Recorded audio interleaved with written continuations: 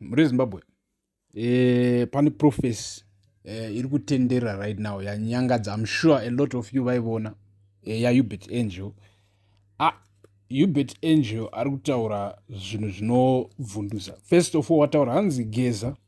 Ndakakuudzai kuti Geza anga angoriwo content creator asati afa, ende paakafa paya ndakatokuudzai. So Hubert Angel ari kuti akaprofita kuti Geza unofa rini, and Geza ndobva afa. But wazoenda kumberi manje akutaura about wari kunzi nevanhu he is meaning Chiwenga. Hanzi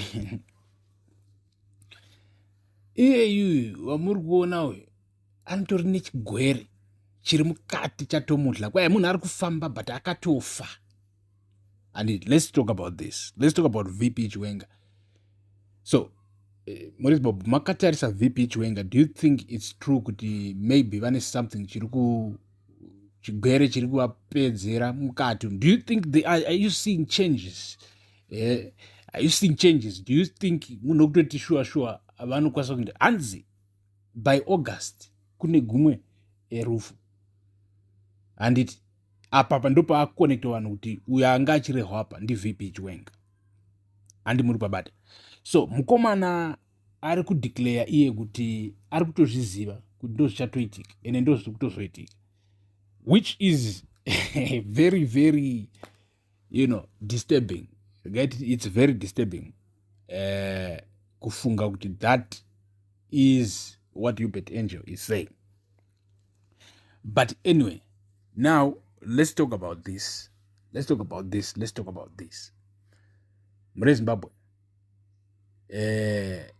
Emmerson Mnangagwa waka-interview apa. Tamuona achi-interview, but ndoda kutaura about interview yaaitwa na-journalist wepa-ZBC Ruben Barwe. And Ruben Barwe anga achibvunza Emmerson Mnangagwa mibvunzo yekuti he was doing it in a clever way.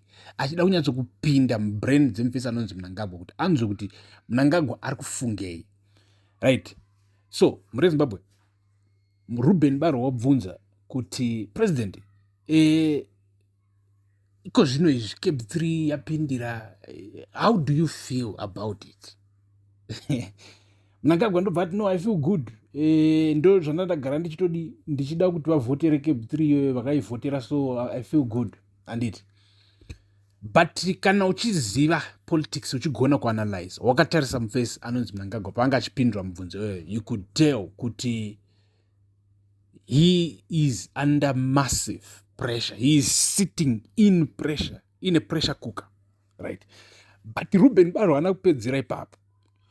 Wabhandira kumberi achibvunza iye kuti you see now kuti this thing chamaisa imimi chichakuwedzerai 2 more years, but chichachinja also completely the governing system muZimbabwe.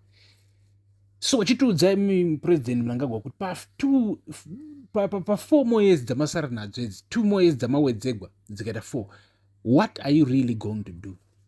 Mnangagwa ndokutanga kudzamba ndokuzori kwanzi inini I'm not intimidated. Apa anga akubvunzwa manje nyaya yekuti zvinoita senge makarasha mukazoenda kuparliament mukazoita sei, mukusaina kwacho mangokaruka mangosaina and etc. Ndi Ruben Barwe angachitobvunza mibvunzo imwe yaya yekuti zvatopedzisira zvakutoita senge it was a weird ending. Kupera kwe-interview anga achiita papindura umwe journalist, it was now weird because Ruben anga achitoda kutobvunza mibvunzo iyo chaiyo. Apa Mnangagwa anenge asingadi kuswera achipindura mibvunzo yose because anenge achiziva kuti akatanga kupindura mibvunzo yakawanda you will regret what he says. He might say a lot of things that will anger a lot of people. But now, MuZimbabwe, all these things zvichiitika right now, kune gumwe rufu gweri umwe general, another general ari kuvigwa futi nhasi, pakavigwa umwe usoro MuZimbabwe, what is going on? And kuri kuindiwa kuheroes posapa because they are top military guys vari kufa. What is going on muno muZimbabwe?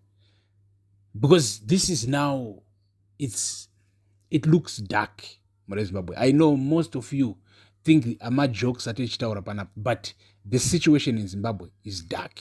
It's very, very dark. And if, you know, what if we are reading the atmosphere correctly, ma-generals awa, pane zviri kutoitika, there might be another hand of a human being behind. And if that's true, then it is very dark. And what is being established, it's a dark thing. I think most of you guys, you know what a kingdom looks like. You have an idea, because munomboona mamovies. Munombomaona mamovies. Anenge achitaura zvema-kings. Muchiona ma-lifestyle ama-kings. Muchiona ma-palace and stuff. You see that thing. That thing is a selfish thing. It doesn't consider the people. It's all about those ones. Anenge ari padhuze nepalace. You understand? That's it. As long as they are good, the country is good, it's peaceful. As long as they are good, and they'll always be good because they'll be using state resources. So you know what a kingdom is. Because movies, TV shows anotaridza zvinhu izvi. So you have an idea kuti kana chichiestablishwa chinhu chacho panoitika kupfuudzana kwakawandisa. Because whoever decides to establish a kingdom knows that there is going to be massive resistance. And if they are going to establish it, which means they already decided that that massive resistance will meet also brutal force. And it seems like that's exactly what's happening in Zimbabwe. Because pane generals vari kupfuura singaiti, but tisingadi kuti titi isusu, this is the truth. Because we are just reading the atmosphere. Maybe we are wrong. But if that's what's happening, that's very dark.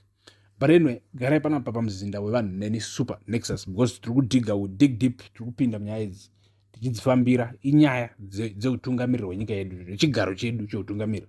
So inyaya dzatofambira nemoyo wese. Thank you for watching. Peace.